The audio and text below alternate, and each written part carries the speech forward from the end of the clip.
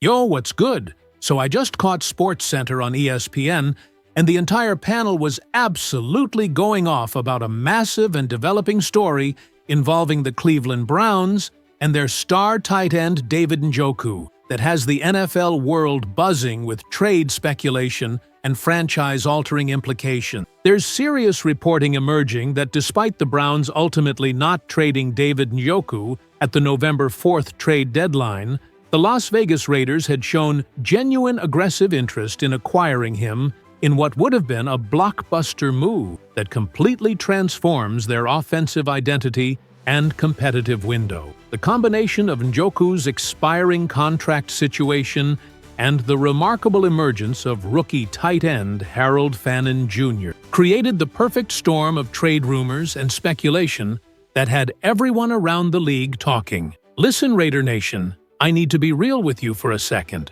My dream right now is hitting 1,000 subscribers on this channel, and that subscribe button is how we get there together.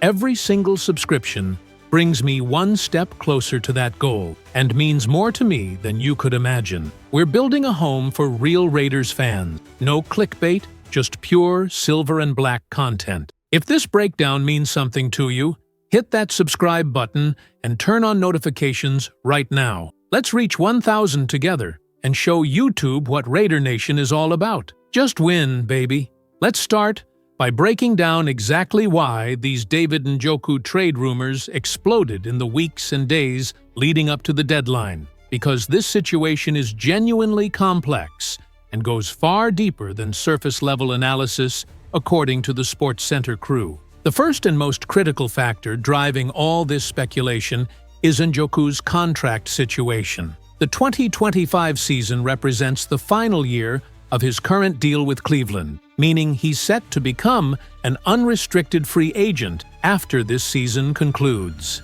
If the Browns organization wasn't completely certain about offering him a long-term extension and committing significant money to keep him in Cleveland for multiple years, then trading Njoku before the deadline would have been a smart strategic way to acquire valuable draft capital in return, rather than potentially losing him for absolutely nothing as a free agent departure next offseason. The second major factor that the SportsCenter panel emphasized is the absolutely remarkable and unexpected ascension of rookie tight end Harold Fannin Jr., who the Browns selected in the third round of the 2025 NFL Draft with significant expectation. Fannin has genuinely exceeded all projections and has actually surpassed Njoku in several key receiving statistics during the first half of this season, which is absolutely remarkable production for a rookie tight end. According to the analysts, Fannin's immediate impact and production created a legitimate organizational question. If we already have a younger,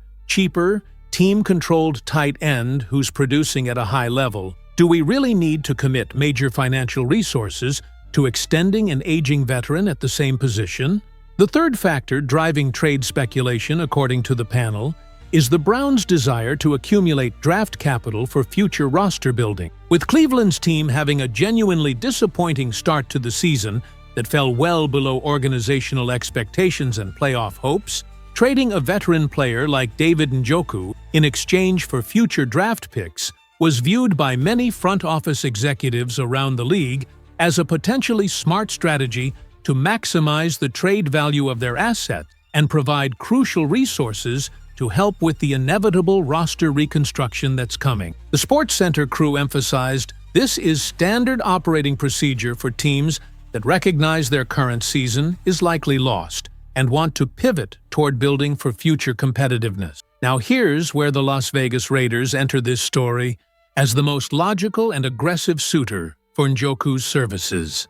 The Raiders have been desperately searching for offensive playmakers and reliable pass-catching weapons who can help their struggling offense generate consistent production and create mismatches in the passing game. David Njoku represents exactly what Las Vegas needs: a proven veteran tight end with elite athleticism, reliable hands, red zone scoring ability, and the experience to be a security blanket for their developing quarterback. The Raiders' tight end room has been genuinely underwhelming this season, and adding someone of Njoku's caliber and track record would instantly upgrade their offensive arsenal and provide their quarterback with a legitimate weapon he can trust in crucial situations. The Sports Center panel thinks the fit between Njoku and the Raiders makes enormous sense from multiple perspectives. Las Vegas is trying to establish an offensive identity and build around their young core, and having a dynamic tight end who can stretch the seam, win contested catches, and provide blocking versatility would be invaluable for their system. Njoku's skill set, his combination of size, speed, route running ability, and after-the-catch prowess would make him arguably the Raiders' most dangerous receiving threat and would immediately open up opportunities for their other offensive weapons by demanding defensive attention and respect. From Njoku's perspective as a player, the potential move to Las Vegas would have represented a fresh start with a franchise that desperately wants and needs his services, plus the opportunity to potentially become the featured receiving option in an offense rather than sharing targets in Cleveland's crowded pass-catching room. The Raiders could offer Njoku the kind of target share and offensive prominence that would allow him to showcase his complete skill set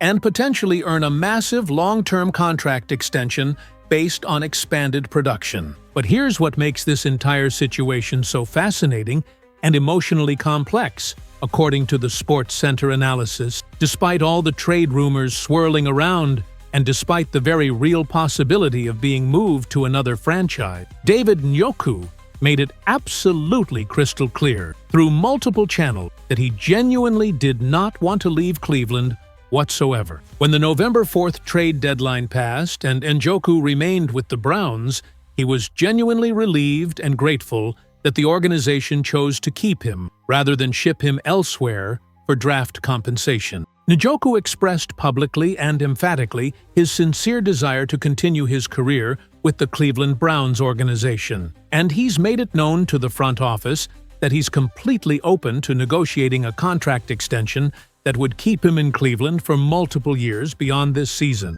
The Sports Center crew emphasized how rare and meaningful it is in today's NFL landscape for a veteran player to actively want to stay with a struggling franchise, rather than seeking opportunities with contenders. Njoku's loyalty and commitment to Cleveland speaks volumes about his character, his connection to the community, his relationships with teammates and coaches, and his genuine belief that the Browns can turn things around and become competitive again. Despite the team's disappointing start to the season, and despite the emergence of Fannin as a potential replacement, Njoku wants to be part of the solution in Cleveland, rather than abandoning ship for greener pastures elsewhere. The panel thinks this puts the Browns organization in a genuinely interesting position moving forward. Do they reward Njoku's loyalty and production with the contract extension he's seeking, even though they have a cheaper, younger option emerging in Fannin?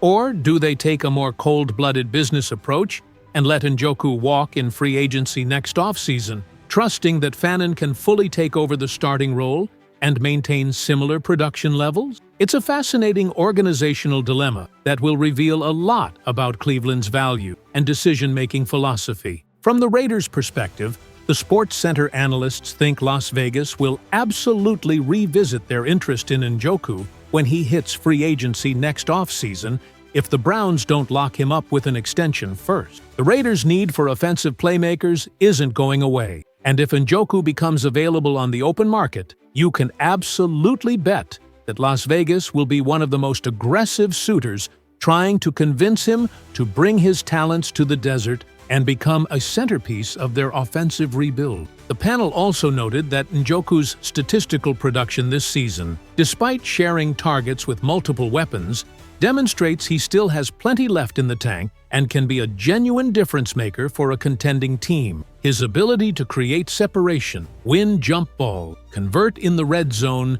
and provide adequate blocking makes him one of the most complete tight ends in the league when he's at his best. Any team that acquires Njoku, whether through extension in Cleveland or free agency elsewhere, is getting a proven weapon who can immediately elevate their passing attack. The Sports Center crew thinks the emergence of Harold Fannin Jr., is genuinely one of the most impressive rookie tight end performances in recent memory, and his production creates fascinating roster construction questions for Cleveland moving forward. Can the Browns afford to keep both Njoku and Fannin on significant money? Does it make sense to have that much capital invested in the tight end position when there are other glaring roster needs? Or is the smart play to extend Njoku and continue developing Fannin as an elite backup and eventual successor, creating a dynamic two tight end system that can create mismatches and versatility? The analysts emphasized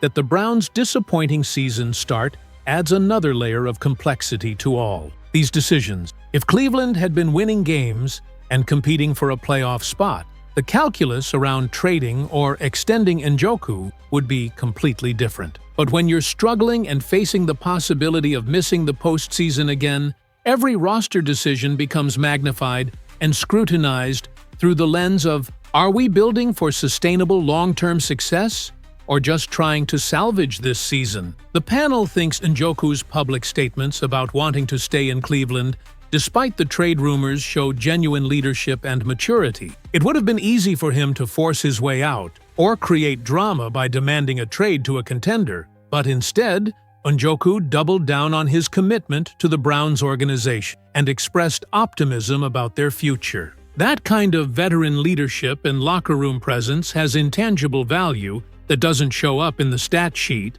but absolutely matters in building a winning culture. From a pure football perspective, the Sports Center crew thinks losing Njoku without getting anything in return would be a massive mistake for Cleveland. Even if they believe Fannin is ready to be a full-time starter, having both tight ends creates strategic flexibility and allows the offense to deploy different personnel packages and create unique matchup advantages. The best offenses in the NFL typically have multiple pass-catching threats at tight end, and the Browns would be foolish to voluntarily reduce their weapons when the position is already thin league-wide. The analysts also discussed how the Raiders' interest in Njoku fits into their broader organizational strategy of trying to accelerate their competitive timeline and give their young quarterback the weapons he needs to develop. Las Vegas has been aggressive in pursuing veteran talent rather than committing to a full teardown rebuild, and adding someone like Njoku